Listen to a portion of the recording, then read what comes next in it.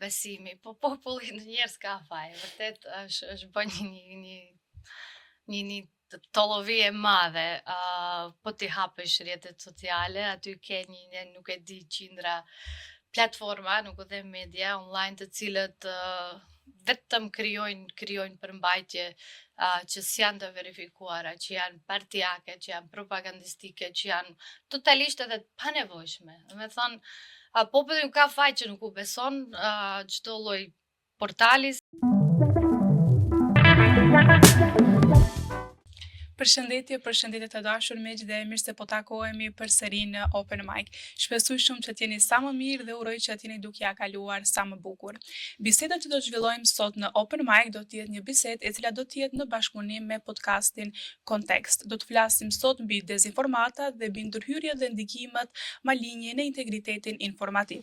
Këtë temë patjetër që do ta trajtojmë me rëndësinë dhe seriozitetin e duhur nga një profesioniste e kësaj fushë, e cila është kryeredaktore pranë Portal, gjithashtu është redaktore në versionin shqip të Vërtet Macit, Elida Zylbehari. Elida, mirë se na erdhe. Mirë se gjeta, Mirajete. Mirë se erdhëm shtëpi. Mirë se erdhëm shtëpi. Është një ndjesi interesante, por e bukur. Elida, fillimisht doja ta filloj me një pyetje të përgjithshme, por thelbësore do të thoja. Mund na tregosh shkurtimisht çfarë janë dezinformatat dhe lajmet e rreme? Dhe si do të mund t'i përkufizoj ato? Tamam, e rreme, është diçka e rreme. Po, te dezinformatat me rëndësi është qëllimi. Nëse ke qëllim të dëmtosh dikë, të i bësh keq dikuj, apo si të thash, të krijosh një dëm më të madh, atëherë bëhet fjalë për dezinformat. Pra shpërndaj një gjysmë informat, një gjysmë e vërtet, një diçka e sajuar ose diçka që konstruktohet, po qëllimi të jetë i keq. Pra më shkurt edhe më specifikisht është kjo. Se dallon, domethënë dezinformata që janë pa tendencë, pra kur bëhet veç keq informim nga gazetarët që shpejtojnë apo nga ndonjë titull i gabuar e kështu me radhë, zakonisht nëse numra ka për shembull 2-3 gabimi ose me 12-13, po këto janë pa tendencë dhe janë gjëra të gabimta, po tendenca që me qëllim të bësh dëm është dezinformat. A mund të themi që mund ta konsiderojmë dezinformimin si një kërcënim serioz në shoqërinë tonë? Po, patjetër. Domethënë, ideja e dezinformimit, si thash, është shkaktoj dëm të bëj keq te dikush dhe në përgjithësi pëson popullata e cila duhet të informohet, të mirë informohet e jo të dezinformohet. Kjo është problem serioz, madje është edhe problem i shtetëror. Domethënë, nuk është vetëm problem i mediave ose problem që e kanë disa nga burime të ndryshme, nuk është patjetër të jenë media, ose disa njerëz, ose profile, ose qendra fuqish. Është problem strategjik shtetëror i cili duhet të trajtohet si i tillë, sepse pasojat janë shumë serioze. Nëse mendojmë se dezinformatat e rënojnë besimin në institucione, automatikisht ti ke, për shembull, ke qytetarë që nuk u besojnë institucioneve, ke qytetarë që nuk shkojnë në mjek sepse nuk u besojnë mjekëve, ke qytetarë që nuk shkojnë në polici sepse nuk i besojnë policisë e kështu me radhë. Edhe disa nëse bëhen më shumë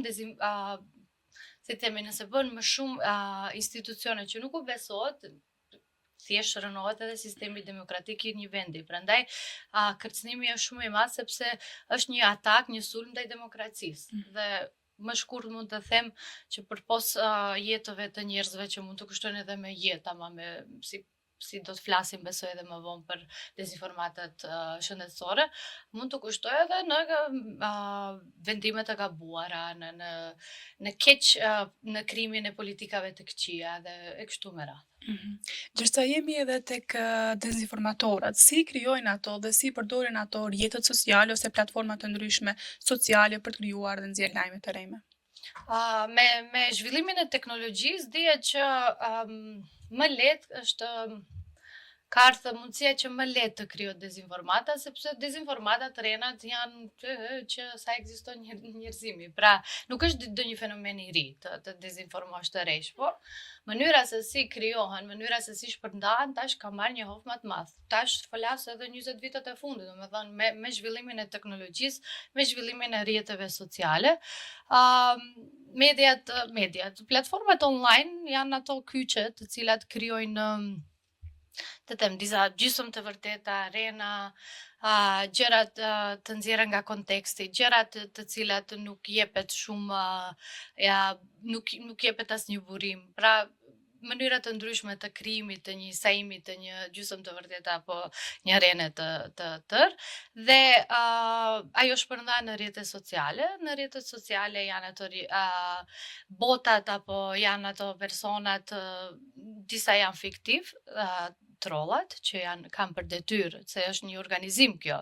Nuk është vetëm nuk vjen vetëm dezinformimi nga një njeri pa fajshëm, po thjesht organizohen dhe shpërndahen nëpër rrjetet sociale, siç përmenda. Trollat dhe botat janë ato automatik, të cilat vetëm e kanë për detyrë të shpërndajnë, të amplifikojnë, të shpërndajnë sa më shumë një dezinformatë e cila është krijuar nga një burim, i cili zakonisht duhet të jetë një platformë online, e cila nuk dihet se, ose edhe dihet, po nëse i shoh se çfarë shkruajnë, posaçërisht tash kohëve të fundit në zgjedhje, duket se cili nuk dua t'u them media, cili portal, cila platformë është me cilën parti, edhe thjesht ose pa me parti ose po edhe me fuqi, me ndikimet e jashtme, me narrativa tjera të cilat janë kundër jo evropiane apo kundër zhvillimit demokratik të vendit dhe shpërndahen nëpër këto rrjete siç e përmenda. Një mënyrë tjetër se si shfrytëzohen këto rrjetet sociale janë materiale të buroj nga vetë rrjetet sociale. Për shembull, një dezinformat klasike mund të jetë një status i dikujt që thjesht është një njeri, do njeri njohur, do njeri pa njohur, do një profil pa njohur mundet që thot diçka që duhet verifikohet, po ata që kanë qëllim të bëjnë dëm e marrin si të mirëqenë, me thonë e marrin ashtu siç është shkruar, ku diun, isha sot te portali edhe më sulmoi mirëhetja, edhe shkruaj aty, edhe mediat, ata që duan të bëjnë dëm, mundet edhe njerëz më të thjeshtë, marrin si të tillë, kopjojnë statusin tim edhe them po ç'ashtu është. Pastaj vazhdojnë tjerët, mediat që nuk verifikojnë, nuk të pyesin, thjesht e marrin e kopjojnë të njëjtën edhe ajo amplifikohet, del në fund që unë kam qenë në spital se më ka sulmuar dikush. Edhe kjo është një mënyrë se si vetë rrjetet sociale janë burim, për shembull TikTok-un, TikTok ke çfarë jo dhe nuk ka ndonjë lloj verifikimi, ndonjë temi, ndonjë kanal, ndonjë gatekeeper, dikush që si ta them, që i ruan atë standardin, që të bëj një stop për informatat e reme apo diçka që s'është e pavërtetë, aty gjithkush shprehet për gjithçka dhe në fund mediat i marrin, i përpunojnë pak, disa ju konvenon, disa e bën me qëllim, disa edhe pa, dhe del ajo një dezinformate të mërshme që pastaj shpërndahet me të madhe. Elida, cilat janë ato historitë ose ato narrativat më të shpeshta të dezinformimit që hasin në shoqërinë tonë, në vendin tonë?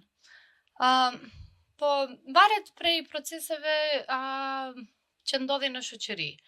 Nëse siç kemi zgjedhje tani, e pritshme është që narrativa dezinformuese dhe dezinformata duhet të jenë kundër oponentëve politik fillimisht, ato lokale, pra kundër një ideologjie njërës apo tjetrës, pastaj hypim edhe më lart dezinformatat të cilat janë nga të që vinë nga jashtë, ato politike ndërkombëtare që kanë të bëjnë me narrativat zakonisht kundër demokratike, që janë kundër Bashkimit Evropian, kundër vlerave të cilat ne si shtet duhet të përmbahemi. Pastaj kemi narrativa, për shembull kur ishte Covidi apo kur ka ndonjë krizë shëndetësore, ku ka epidemi ose kur duhet të vaksinohen fëmijët kur hyjnë nëpër shkolla, atëherë kemi narrativat që janë antivaksere, që janë kundër vaksinimit, kundër ilaçeve dhe kundër trajtimeve të mjekut, bashkë në institucione shëndetësore. Pastaj kemi diçka e re që është paraqitur është dezinformimi me kriptovaluta për përfitimet e tyre. Narrativ tjetër që pra dezinformata lloje që ekziston janë ato, siç thash, shëndetësore, krime financiare, krime të tipit mi jep të dhënë lëra shpërblyese kështu me radhë. Janë disa nga varet prej kohës se kur dalin në pa dhe si zhvillohen. Gjithse jemi te dezinformimi lokal ose edhe për te IT, si e vlerësoni besimin e publikut ndaj mediave të Republikës së Maqedonisë së Veriut? Besimi, po populli ndonjëherë s'ka faj, vërtet është bën një tollovi e madhe, po ti hapësh rrjetet sociale, aty ke nuk e di qindra platforma, nuk u them media online, të cilët vetëm krijojnë përmbajtje që s'janë të verifikuara, që janë partijake, që janë propagandistike, që janë totalisht edhe të panevojshme. Me thonë, populli nuk ka faj që nuk u beson çdo lloj portali se nuk filtrohen, nuk verifikohen, nuk ka etik gazetareske, prandaj edhe besimi ka rënë edhe për fat të keq mendoj se kjo tendencë do vazhdojë derisa nuk merren masa më serioze nga vetë gazetarët, fillimisht ta rregullojnë atë sferën e vet, po pastaj ndoshta edhe ligji i cili është i ri tash që do t'i futë edhe disa nga influencer apo çfarë do qoftë që janë edhe ata po nuk jam shumë e bindur se gjërat duhet rregullohen me rregullim. Ma shumë besoj që mund bëhet me vetë rregullim, me vetë ndërgjegje gazetareske, se ato që bën gazetar duhet t'i respektojnë parimet gazetareske dhe duhet ta punojnë atë që duhet ta punojnë, si një mjek i cili ka ato procedurat, mëson provimi, ka rregullat e tij për të bërë mjek, edhe ne i kena, nuk është që secili mund bëhet gazetar. Ti mund ta ushtrosh profesionin e gazetarisë, po, secili. Mirë po, profesioni i mirëfill tamam që t'jesh gazetar, i patjetër duhet t'i nështrohet rregullave të respektimit të kodit etik, të kodit të gazetarisë. Nuk mund të si që bëjnë disa, më thanë mu, unë t'ua them ashtu edhe hajt, më thanë në rrugë aty dëgjova se na quan inbox dhe unë e publikoj këtë se më thanë që ashtu. Ajo nuk është gazetari, ajo është thjesht e thëmë, ajo është diçka që gjithçka është, po jashtë gazetarisë. Thash e theme, propagandë, nuk e di, muhabet koti, muhabet kafes, vetëm e një anshme. Gazetaria duhet t'i ketë, të paktën të tentoj të ketë 2-3 anë. Kur foli edhe 3 anë, flas edhe për ekspert, se gazetaria duhet të ketë një lloj thelbi konstruktiv. Duhet të jetë gazetari e cila përpos që e shfaq problemin, që thotë se ku di unë, këto lulet këtu nuk janë të mira etj. Kush i ka fajet, i ka ky aj, duhet të jep një zgjidhje, duhet ujtën, apo të pyesim një ekspert i cili do të tregojë se çfarë mund të ndërmirret për këtë, sepse thjesht kemi sot njerëz të cilët në një dalin edhe vetë promovohen, tash me këtë trendin e influencerëve, dalin edhe flasin jam këtu, ku e di unë çfarë, pa asnjë verifikim. Ka ndodhe ka pa se ka polici, ose ka ndonjë grumbull aty, ose dikush ka thënë diçka, edhe dalin u jam këtu, ku e di çfarë, ndodhi kjo ajo, ky më tha haj për të mirë. As polici pyet, as anën tjetër e pyet, as të vërtetën e kërkon. E kjo është ajo pjesa e influencerëve që gazetarë influencerë nuk përzihen, jo në këtë mënyrë. Mund të përzihen, po, nëse ti patjetër që je njëri publik që i ke qëndrimet e vetë edhe flasish. Ama nuk përzihet e vetë promovimi, jam këtu edhe të bëj unë skandal, pastaj kush do se çfarë do se le ta zbulojnë të vërtetën. Ashtu i dëmton edhe njerëzit e vetë, ata që janë viktimat e rastit, po edhe dëmton edhe besimin në gazetari edhe në shoqëri. Prandaj nuk e di, matjet, për shembull, jo se jam te portalbi, ama matjet tona që 15 vite sa jena të IRI, të Institutit Republikan, që i bën matjet për besimin në media, kur ka filluar të mat portalet është në fillim, i pari, gjithnjë. Pse ne nuk bëjmë, nuk shkohet në krimin e gazetarisë, vetëm ai tha, ky tha, vetëm të krijoj skandal, vetëm të bëj diçka, të them diçka. Jo, gazetaria duhet bëhet tamam sipas rregullave të cilat i dim, ai që i kalon, që e bën, që studion gazetari, ose që shkon ndonjë redaksi e shef. Kjo pjesë si duhet, çfarë duhet, thjesht njëri i përgjithshëm. Po mirë, Elida, po si mund të arrijmë të bëhet një gazetari, le të themi, e bazuar më shumë në fakte më interesante ose më tërheqëse se sa në një përmbajtje më shumë emocionale ose dezinformuese? Si mund të arrijmë? Atë, si që thash, duhet të respektohen rregullat gazetareske. Duhet ta sjellim në mod atë që e vërteta faktet të jenë prap në mod edhe mos jenë mendimet edhe qasjet e ndryshme të secilit që flet pa asnjë lloj verifikimi. Pra kjo duhet të kthehet ajo të shihet të respektohet thjesht kodi gazetaresk i cili ka rregulla shumë të qarta dhe të sakta edhe të kesh një qasje normale ndaj gjitha palëve, një qasje të drejtë ndaj gjitha palëve nëse flet për ndonjë lloj problemi. Pra të t'jesh fair dhe mos sepse gjërat që emocionale, gjërat tronditse janë gjithnjë më të shikuara.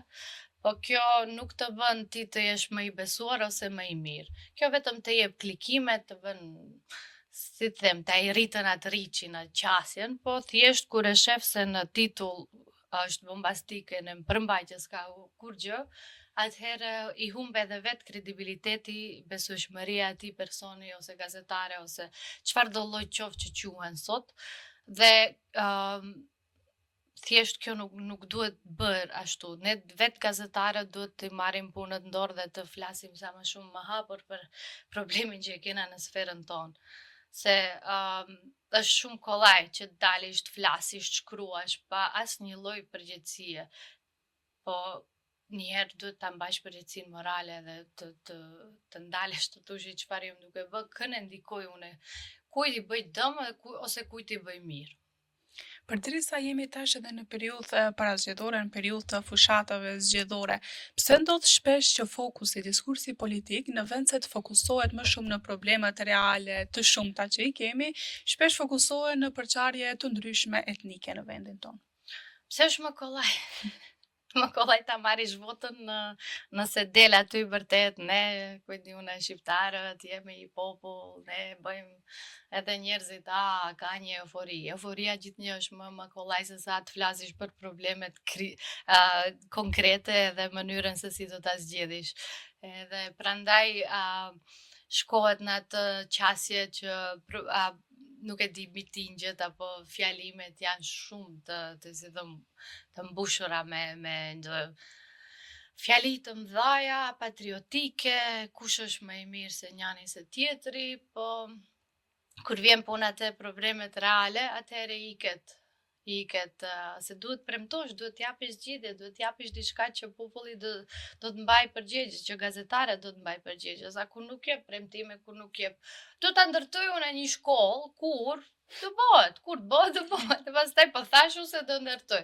Edhe nëse askush më llogari për këtë, edhe vet nuk cakton termin, edhe përgjegjësia, atëherë thjesht më kollaj kalon në përfushat edhe në zgjedhje. Si ndikojnë këto narrativa në rritjen e gjuhës së urrejtjes tek qytetarët e vendit tonë? Me thënë gjua, këtu kemi atë problemi lokal që ndodh në këtë fushat, po edhe në fushat të tjera, është se gjithnjë ndahen disa kampe të cilat duan të krijojnë probleme etnike, duan të krijojnë probleme mes njerëzore, duan të krijojnë urrejtje ndërnjerëzore e cila pastaj do të reflektohet edhe në vota, edhe në dalin nga njëri kamp apo nga tjetri kamp politik.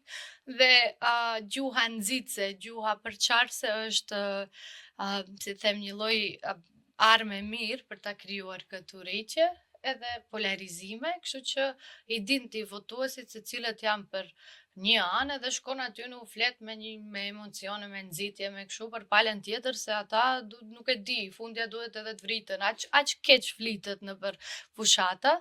Edhe pastaj pjesa tjetër njëjtë e merr edhe atë ndikim, plus te ne që është edhe faktori ndëretnik që është, kemi Maqedon, kemi shqiptar edhe kemi të dy kampet nda, njëra anë që t'i fitojmë maqedonasit se na morën shtetin, pala tjetër t'i fitojmë shqiptarët se na morën shtetin, edhe kjo retorik është mbjell urrejtje dhe ke edhe incidente, nuk është as pak e çuditshme se këto pjesa online, urrejtja online që zhvillohet, del edhe në jetën offline, pra edhe në praktikë, dhe në fund kush është viktima është populli.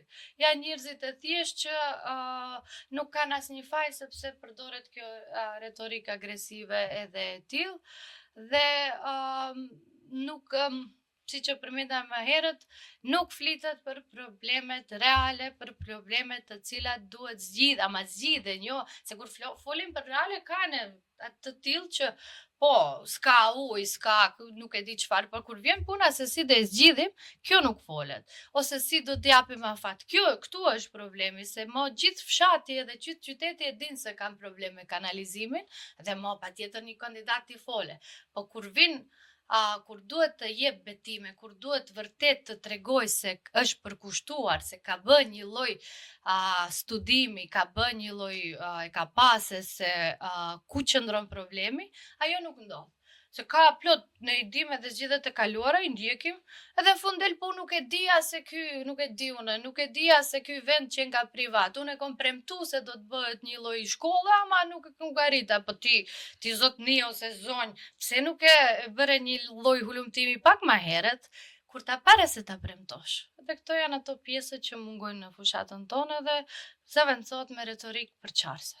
Cili është rreziku kur shpesh në media rrugtimi drejt BE-s duket ose paraqitet i ndryshëm për palën shqiptare dhe i ndryshëm për palën maqedonase? Po, është mirë, e ke vërejtur mirë këtë fenomen, domethënë një pjesë e popullit nxitet edhe elektrizohet në fushat, po edhe para asaj, se kjo që sa u ndru qeveria është një lloj tendence e cila zgjat një vjet e gjysmë, din që aderimi në Bashkimin Evropian është një lloj tradhtie, sepse duhet ndryshojmë, duhet sakrifikojmë shumë. Kjo është ka pala maqedonase që e shohin si Bashkimin Evropian si një entitet i cili u merr diçka, a ne shqiptarët një etnitet e cila na dhuron diçka dhe ti ke një shoqëri me disbalans, ti ke një pjesë të madhe të shqiptarëve, një pjesë të madhe të shoqërisë e cila don të integrohet, sepse nuk kam pa deri tash ndonjë lloj problemi të kenë në partitë tona, ose popullata.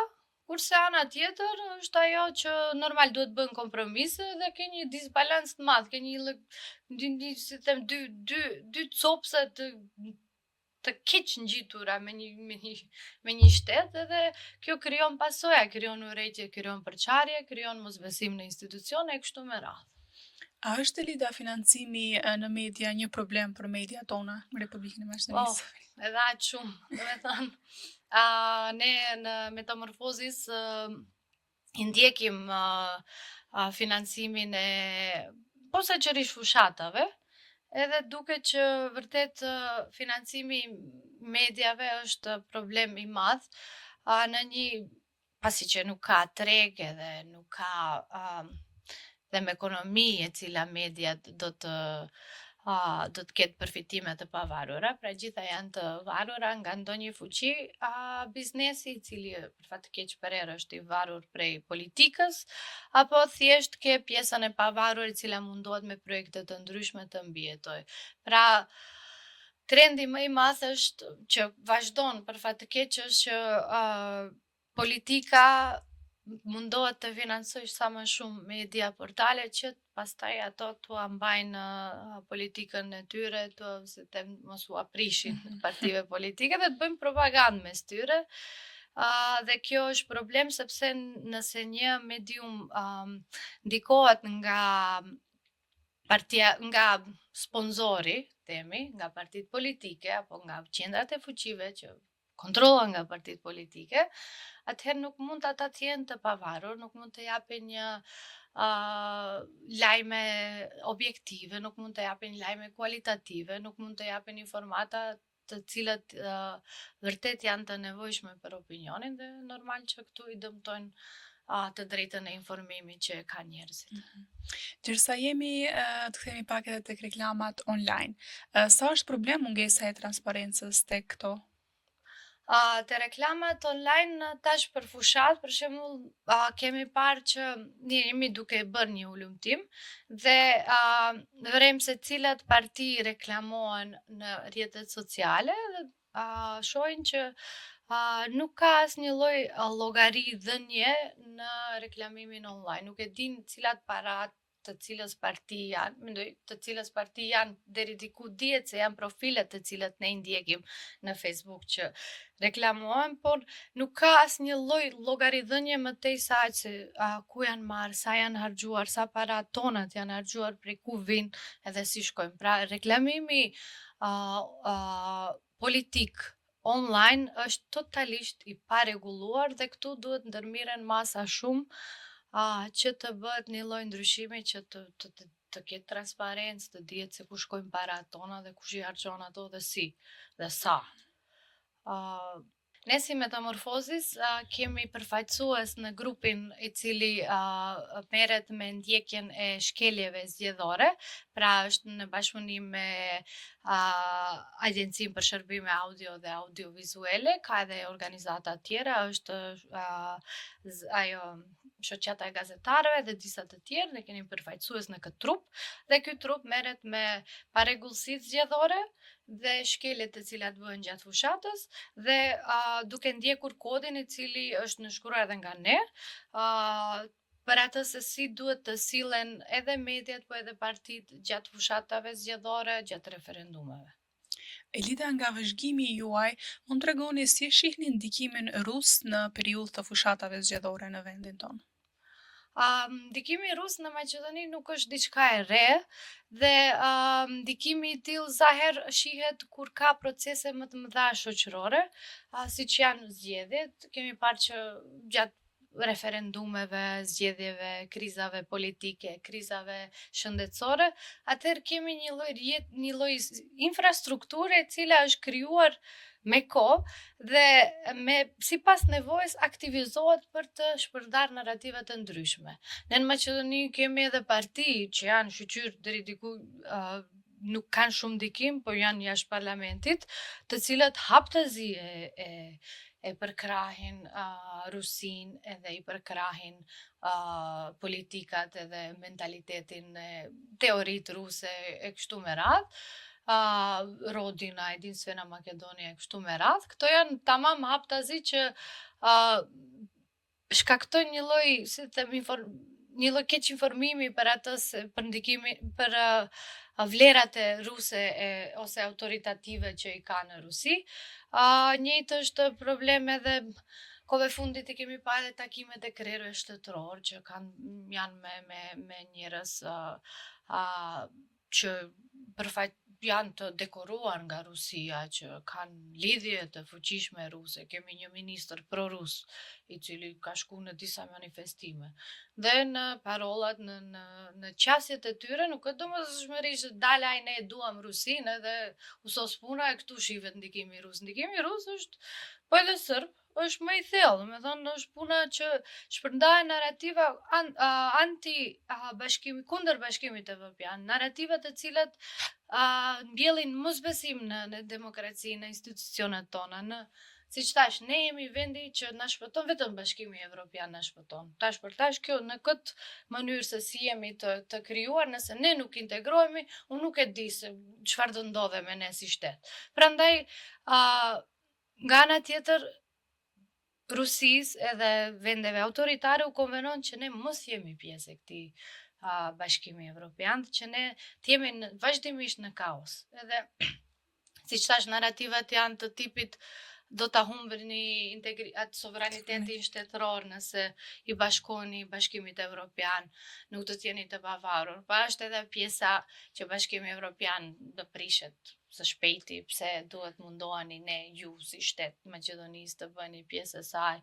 Pa janë ato pjesët që Bashkimi Evropian është kërcënim për familjen, është kërcënim për vlerat familjare, për vlerat tjera të cilat personale, dhe gjitha këto, si thash, narrativa, si pjesë, si fjalime, si thënie, si të them, si narrativ bash, bashkohen edhe krijojnë një lloj pikture që thjesht ne nuk duhet të jena pjesë e demokracisë e vendeve në zhvillim, ne duhet të jemi kështu si jemi në kaos, ose ta shohim Rusinë si alternativë. Se nëse ti nuk je me perëndimin, atëherë me këtë jesh me lindje.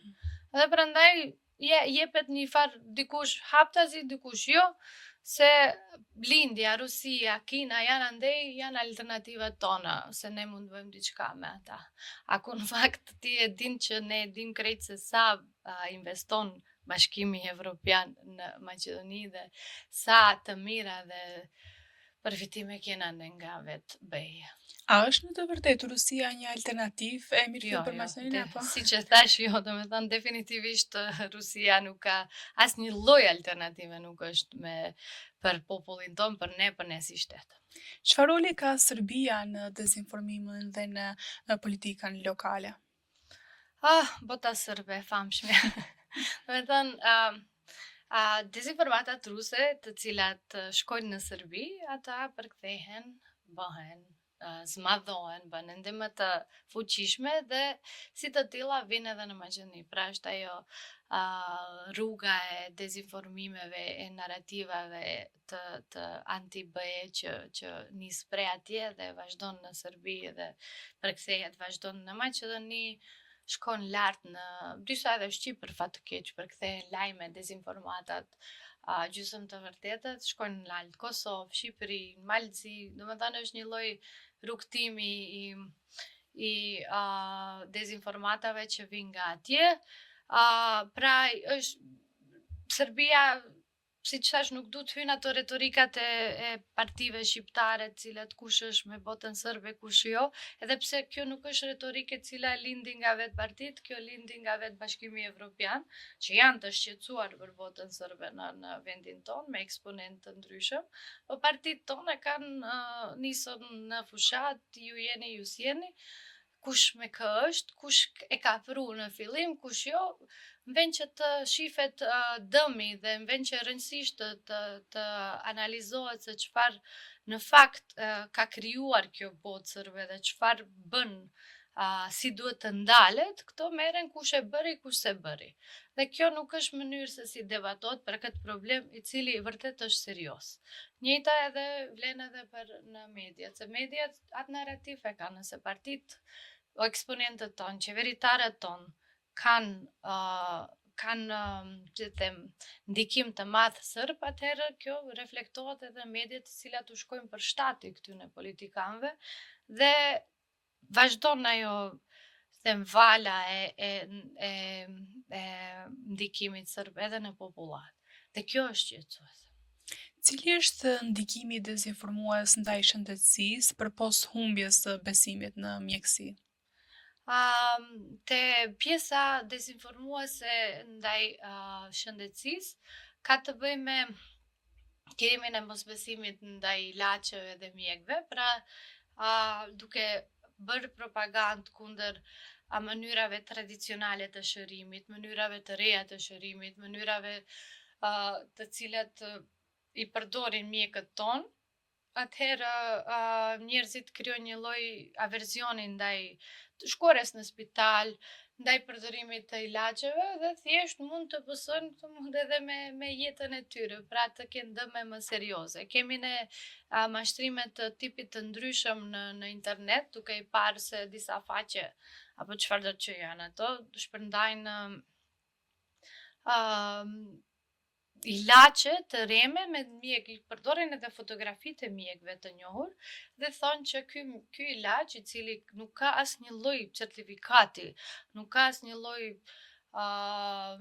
si të them garancie pse nga vjen, si është krijuar, ama nga rekomandohet nga ky mjek. Edhe ne kena pas disa herë raste ku u desh të verifikojmë dhe të prodhojmë recenzione kontra, si them, recenzion të këtyre informatave, të themi që është e pavërtet, që ky mjek nuk ka reklamuar asnjëherë. Pra, tendenca për t'i mashtruar njerëzit me ilaçe të ndryshme pa verifikim plus me foton e mjekëve është shumë shqetësuese dhe ndodh. Dhe kjo fund i dëmton shëndetin e njerëzve e popullit tonë. Ngjërsemi tek mashtrimet dhe vetëm mashtrimet, Elida ti më herët përmende loja shpërblyese të rreme, cilat shpeshherë përdorin emra të shumë markave të njohura dhe të mëdha. Sa në të vërtetë janë të rrezikshme ato, se çfarë rrezikshmërie ato paraqesin për qytetarët? Kemi të bëjmë me vjedhje të dhënave personale dhe të dhënave personale financiare, të cilat më pas dëmtohen njerëzit financiarisht. Pra, nëse kur dikush e sheh një postim i cili vërtet duket shumë bindshëm, shumë mirë i krijuar, pra e ka markën e nuk e di, le të themi shembulli më i fundit me marketet, lojra shpërblyese nga një market me emër të caktuar, edhe aty ke logon e marketit, ke të dhëna dhe mendon se vërtet është e vërtet kjo dhe fillon komunikimi me ata në chat dhe aty kërkohen për ta marrë këtë dhuratë apo lojë shpërblyese për të marrë pjesë aty, duhet na japësh edhe dhënat e tua financiare, numrin e transaksionit, adresa e kështu me radhë, dhe njerëzit për fat të keq këtu gënjejnë dhe ua japin, që pastaj kjo rezulton në vjedhje të dhënave si tash financiare dhe dëmtim të kartelave të parave të xhepit të tyre, sepse këto të dhëna pastaj keq përdoren për të bërë ku e diun, në shpenzime të ndryshme të cilat njerëzit që duan të bëjnë keq i bëjnë. Pra nuk duhet asesi, nëse nuk është e verifikuar, duhet njerëzit të shohin se prej nga vjen, nëse nuk është në faqen zyrtare të marketeve. Pa duhet edhe vetë ta mendojnë sa vërtet marketet kanë krijuar lojra shpërblyese, apo sa markat, apo sa valigje. Më kujtohet një me valigjet në aeroport që valigjet e humbura jepen falas. Ne jepni dhënat e juaja që t'ua japin këto valigje. Pse ndet që edhe s'kan logjik, prandaj duhet mendohen. Ato që kanë pak logjik që vërtet duken si të sakta, atëherë duhet të kontrollohen mirë. Prej nga vinë dhe kush është burimi që të pyesish fundja, pyesish edhe në market, allo, kjo është e saktë apo s'është e saktë, apo pse janë vu me marketet, po pa marrë parasysh. Nëse ka ndonjë mënyrë kontaktimi, bëhet. Po ma mirë mos biesh pre e këtyne ofertave të ndryshme, mos jepen dhënat financiare personale asesi nëpër online. Pse është e rëndësishme Lida ose sa është e rëndësishme qytetarët të mësohen të mendojnë kritikisht? Kjo është rëndësia është kyçe e funksionimit njerëzor. Pra, nëse ne nuk kena mendim kritik, nëse ne nuk dim si të si të mendojmë, si të veprojmë në mënyrë kritike, nuk mund të zhvillohemi si shoqëri dhe si individ.